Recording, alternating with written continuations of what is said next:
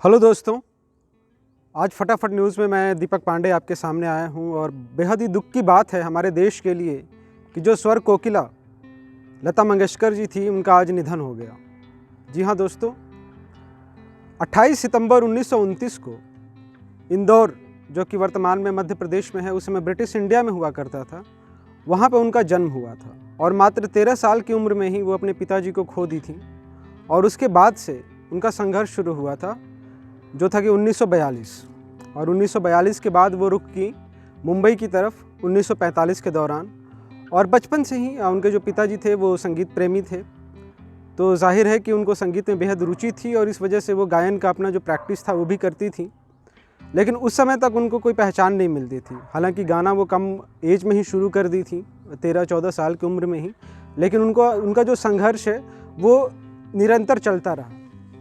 और 1948 का जो समय है वो उनके लिए एक ब्रेकिंग समय रहा था, जब वो मुंबई आई और महान उस समय के जो संगीतकार थे गुलाम हैदर, जब उनके सोहबत में आई, उनके मतलब समझ में आई, तो वो उनका परिचय वो उस समय के जो भी आला दर्जे के निर्देशक थे या फिर म्यूज़िक डायरेक्टर थे उनसे कराने लगे। तो उस समय भी कई जगहों पे जब वो गायन के लिए जाती थी तो उनकी आवाज़ पतली होने के कारण उनको रिजेक्ट कर दिया जाता था। लेकिन मैं बताऊं, उनके करियर का जो टर्निंग पॉइंट है वो 1949 में जो फिल्म आई थी महल, कमाल अमरोही ने उसको डायरेक्ट किया था और बॉम्बे टॉकीज़ के अंतर्गत वो फिल्म बनी थी, जिसमें कि अशोक कुमार और मधुबाला जैसे एक्ट्रेस थी। और उस फिल्म में खेमचंद प्रकाश ने संगीत दिया था और उस फिल्म में जो गाना था आएगा आएगा आने वाला, उस गाने के बाद रेस्ट इज़ हिस्ट्री। उसके बाद वो पीछे मुड़ के नहीं देखी और उनका जो कैरियर है फिर वहाँ से आगे ही बढ़ा और फिर वो एक हाउस होल्ड नेम हो गई। मतलब घर घर के लोग जानने लगे कि कोई गायिका हिंदी फिल्मों में आई हैं और बहुत अच्छा से गा रही हैं। तो इस तरह से उनका शुरुआत हुआ म्यूज़िक में। और आज पूरा जो म्यूज़िक का इंडस्ट्री है या फिर जो भी कहें विश्व का जो संगीत है वो बहुत ही उदास है उनके आकस्मिक निधन से। और इस तरह से उनका कैरियर शुरू हुआ। मैं बताऊं दोस्तों कि उसके बाद भी वो धीरे धीरे किस तरह से लोगों के ज़हन में अपना घर करते गईं अपने गायकी के माध्यम से। तो 1960 के दशक में जब उनकी फिल्में आई अनपढ़ हों या फिर वो कौन थी, और वो दोनों फिल्मों का जो संगीत था उस समय मदन मोहन साहब ने दिया था। और उस फिल्म के जो भी गाने थे, अनपढ़ के जो गाने हैं, आपकी नज़रों ने समझा प्यार के काबिल मुझे, या फिर वो कौन थी का जो गाना है लग जा गले, ये सब गानों से काफ़ी ज़्यादा वो हिट हुई। और वहाँ से उनका जो कैरियर है बहुत बढ़ता गया और निरंतर ही बढ़ता गया और कई सारे उनको पुरस्कार मिलने लगे, लोगों में उनकी बात होने लगी। शुरू में जब वो सिंगिंग शुरू की थी, प्लेबैक सिंगिंग, तो नूरजहाँ जो थी उस समय की काफ़ी मशहूर गायिका, उनसे उनकी आवाज़ मतलब इमिटेट करने का प्रयास करती थी, ऐसा लोग कहते थे।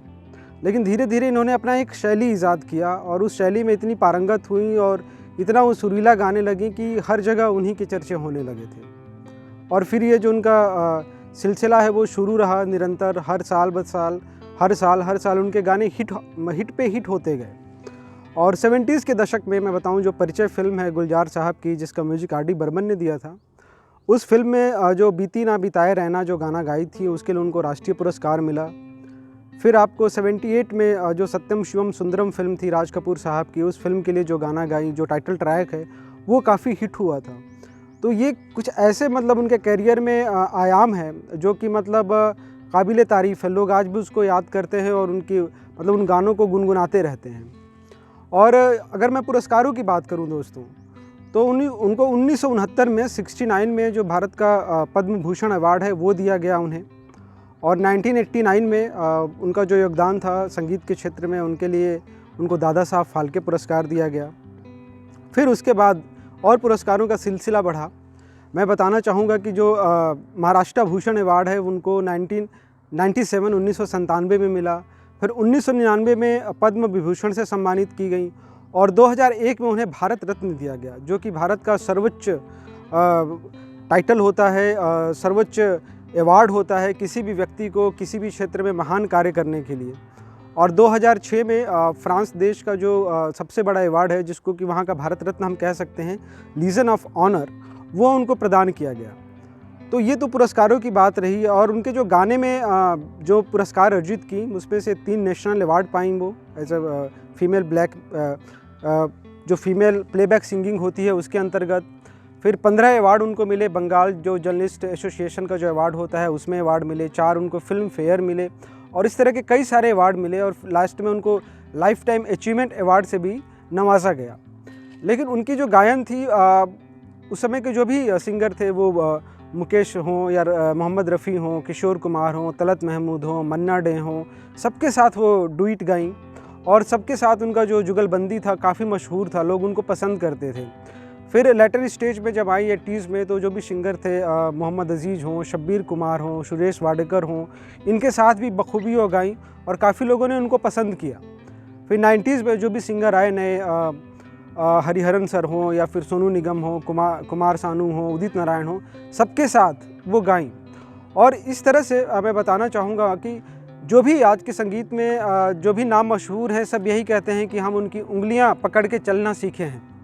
और एक कही जाती है कि ग़ुलाम हैदर जो उस समय के उनके मतलब एक गॉड फादर की तरह थे और 2013 के इंटरव्यू में वो कही भी थी कि ग़ुलाम हैदर वो पहले उस समय के संगीतकार थे जो इनकी प्रतिभा पे पूरी तरह विश्वास किए थे और उनको बहुत सारे संगीतकारों से मिलाए भी थे।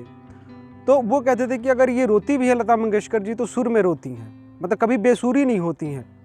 तो इतना ज़्यादा उनका प्रैक्टिस था, इतना ज़्यादा उनका अभ्यास था। तो भारत का उनको स्वर कोकिला कहा जाता है, नाइटिंगेल ऑफ इंडिया कहा जाता है, क्वीन ऑफ मेलोडी कहा जाता है। लेकिन आज अचानक मैं बताऊं आपको कि 29 दिनों तक वो जीवन और मृत्यु का संघर्ष करते रहीं और 6 फरवरी को 8:12 पे जो ब्रीच कैंडी हॉस्पिटल है मुंबई में, वहाँ पे उनका मतलब देहांत हुआ, अंतिम सांस ली। और आज ही 4:15 पे जो मुंबई में शिवाजी पार्क है वहाँ पे उनका दाह संस्कार होगा। तो वहाँ पे उम्मीद है कि जो भी गणमान्य व्यक्ति हैं हमारे देश के वो वहाँ पे उपस्थित होंगे उनके दाह संस्कार के लिए। और भारत सरकार ने उनके सम्मान में 2 दिनों का राष्ट्रीय शोक घोषित किया है। 2 दिनों तक जो हमारा राष्ट्रीय ध्वज है वो थोड़ा झुका रहेगा उनके सम्मान में। तो आज मैं आपके सामने आया एक बेहद ही दुखी खबर के साथ, दुखद समाचार के साथ। और जो भी लोग हैं संगीत प्रेमी हैं इस देश में हो या विदेश में हो, जहाँ भी हो, आज वो काफ़ी ज़्यादा दुखी हैं। और जैसा कि इनका रिकॉर्ड है कि 36 इंडियन लैंग्वेज में ये गाने गाई थी, इनका जो रिकॉर्डिंग है। इसके अलावा इन्होंने कुछ विदेशी भाषाओं में भी गाने गाए थी और मराठी और हिंदी में काफ़ी ये गाने गाते रहती थी।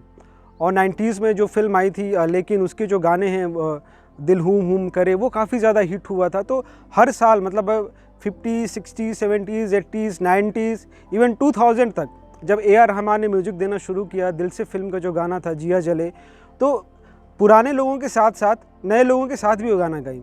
और एक छोटी सी दिलचस्प बात बताना चाहूँगा मैं आपको कि 27 जनवरी 1963 को जब भारत का लड़ाई चल रहा था, इंडो साइनो वार जो चल रहा था चाइना के साथ, तो उस ओकेजन पे महान कवि प्रदीप ने गाना लिखा था ए मेरे वतन के लोगों, जिसको कि सी रामाचंद्रन जो म्यूज़िक डायरेक्टर थे वो कंपोज़ किए थे।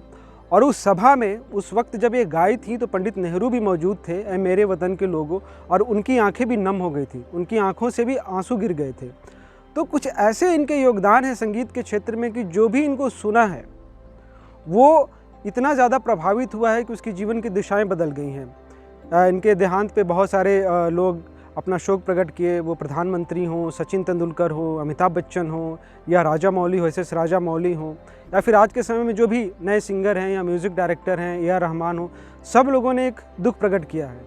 और हालांकि उनका देहांत जो है 92 साल की उम्र में भी हुआ है, लेकिन सही मायने में कहा जाए तो वो अमर हैं और हमेशा अमर रहेंगी। उनका जो संगीत है वो हमारे साथ रहेगा। और फटाफट न्यूज़ ने कोशिश की कि हमारी एक श्रद्धांजलि है उनको, उनका हम शुक्रगुजार हैं कि इतने सालों तक वो संगीत जगत का सेवा करते रहीं और हम सबों को इतना बेहतरीन गाना सुनाते रहीं, जिसको कि सुन के आज हम पले बढ़े हैं, आगे बढ़े हैं और आने वाले समय में भी जो जनरेशन है उनसे काफ़ी ज़्यादा लाभान्वित होगी। थैंक यू वेरी मच दोस्तों।